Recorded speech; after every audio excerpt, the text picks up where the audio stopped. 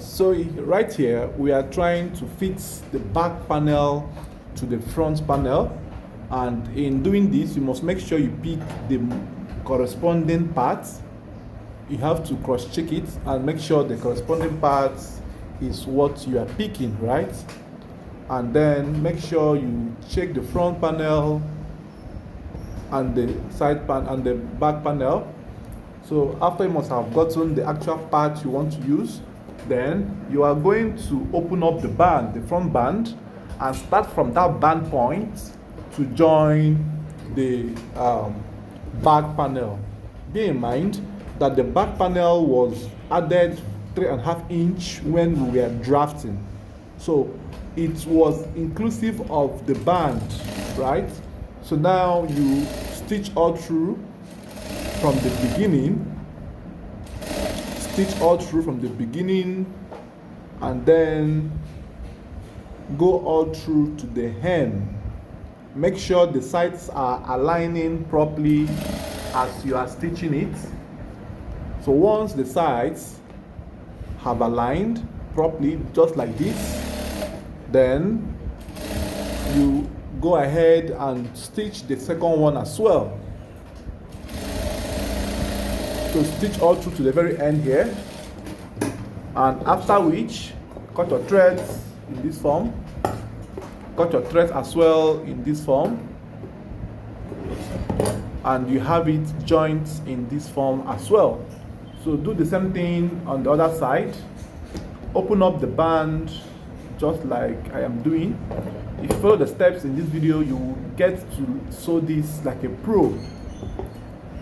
Once you have watched this video and practice accordingly, then you hold it in this form and stitch as shown. Make sure you're stitching, the measurement you are using is the same value used in the you have programmed from the drafting stage, 1/2 inch. Stitch all through to the hem. When going to the hem, you make sure you arrange the hem line. You hold it properly this way, arrange it, and then you go ahead and stitch. You go ahead and stitch all along that line.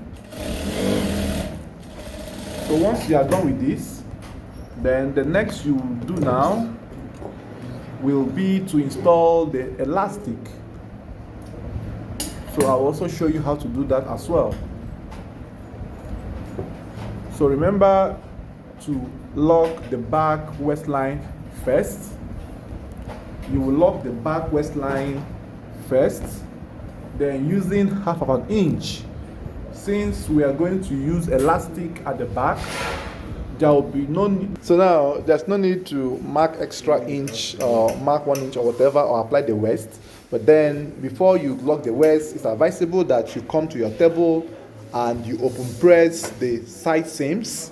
Open press the side seams. Make sure that the side seams are properly open pressed with your steam iron or your dry set iron. Iron it all through to this very point. You see what they call open pressing. The side lines will be opened properly, and then you cut off the threads if you have any there. Open press the second one as well, making sure that the sewn lines are relaxed. So this is what will give you one of your perfect finishings, perfect fitting, and perfect outlook of your services or your job, right? Open press everything properly, just like this. Open press everything properly, just like this, and you are good to go.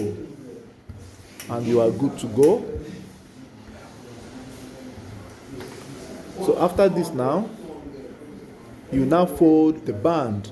You know, the band had a connection to the back, so you try to align it with the front panel, making sure you have the same folding measurements of the front all through to the very back end, just like this. So once you have measured it this way, you fold. So I hope this is making more sense to you right now. So you fold all through to this point, and then fold this one as well, trying to make sure that the band in front is aligning with the size of the band that was cut together with the back panel.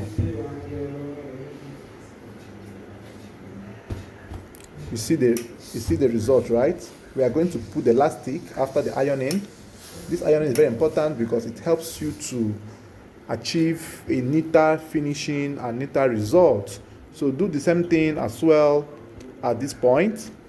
Fold in this form, and then you measure, making sure you have the same measurement all through from there, and then you iron accordingly.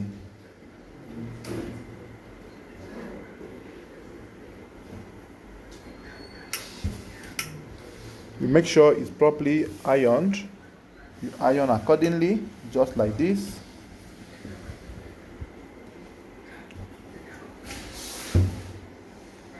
So this is called a tropical vintage fabric. The tropical came from the name of the flower. So at this point now, you can now lock the back waistline by using 3/4 inch or 1/2 inch, but making sure that the lines where you ironed are corresponding, right? Then you join all through to this very point. Join all through to this very point, and also remain 1/2 inch there because of the type of locking I have. You cut your threads, double thread it to reinforce the finishing so that it gets strong, or it should be stronger at that point. The double threading should be very close to each other. And then, so now we are trying to learn how to fix the elastic at the back part of our shorts. So this method could work both for trousers and for shorts, despite the age, right? Once you follow the method, the procedures, you'll get the same results. So now you measure from the back waistline to a bit across to the center panel, right? So like 1 inch more than the half of the back length. So you now stretch or drag the elastic, right? So this is the trick to get a perfect connection. Then you now get the midpoint of the elastic and hold it, place at the side, stitch it from the sideline, the side joining, right? The side joining. Make sure you double stitch it very well. The side joining. Cut your threads in this form, and then you push the other end to the other side as well. Then stitch it properly in this form as well. So make sure you stitch properly, and don't stitch at the tip. Stitch like 1/2 inch in so that it has enough space to hold the stretchy nature. Cut your threads properly as shown. So now when you have joined the side rubber, the back elastic, you drag it will give you that stretchy effect. Before we proceed, we have to prepare the rope for it, or can use the one you bought in the market. So now I brought a rope which I bought in the market.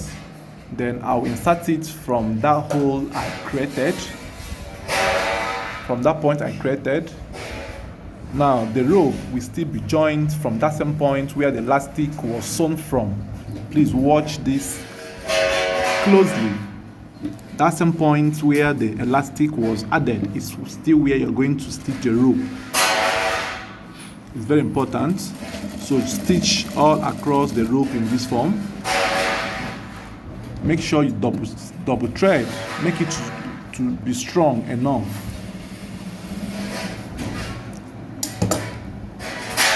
And then do the knotting in front so that it doesn't go inside. So once you knot it, you cut all the excesses. Then the next you also do will be to repeat the same process on the second one, tuck in the rope from the front and bring it inside and meet the point where the elastic was added on. So once you get it in that form, and then you stitch it down as shown, sew it down as shown in this form, then you cut your threads